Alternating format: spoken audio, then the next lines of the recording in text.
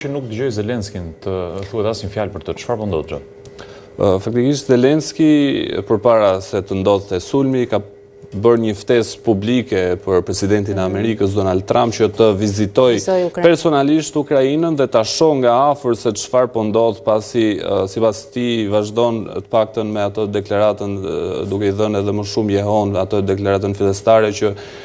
zoti Trump është futur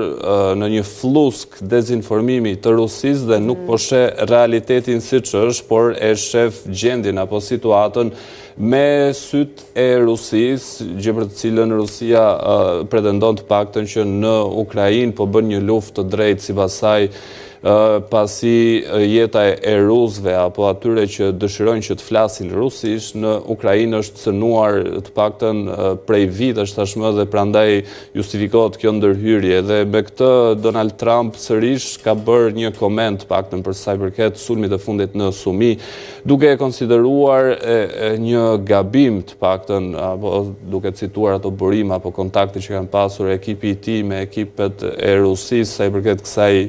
ngjarjeje, e ka cilësuar një gabim sulmin atje, megjithatë më shumë është përqendruar në sulmet ndaj Zelenskit në aspektin politik, se sa të merret konkretisht me humbjen e jetëve të pafajshme të 34 personave. Zelenski fakt po vazhdon ta ngre alarmin që nëse nuk dalet Rusia mund të jemi në prag të luftës së tretë botërore. Pra,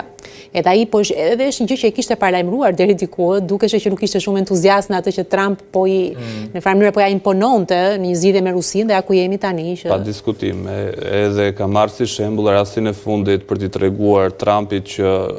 Putini aktualisht nuk dëshiron paqe, thjesht dëshiron që ta zgjas konfliktin, të fitoj kohë dhe tashmë sipas raportimeve të fundit bëhet fjalë për një përgatitje të madhe për një ofensiv pranverore nga ana e Rusisë dhe kjo ka nisur tashmë me këto sulmet ajrore, raketore, gjithashtu edhe me dronë të shumë që janë lëshuar në Ukrainë.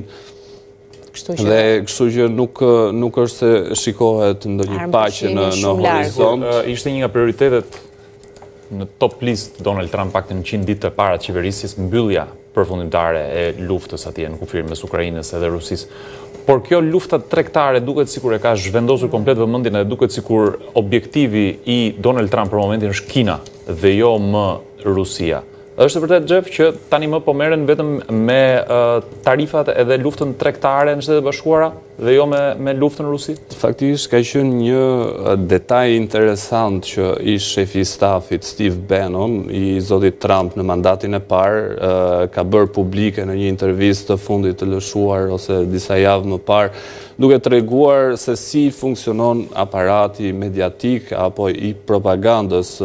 zotit Trump kur është president. Nëse një prej premtimeve të tij nuk zbatohet në kohën apo në afatin që ai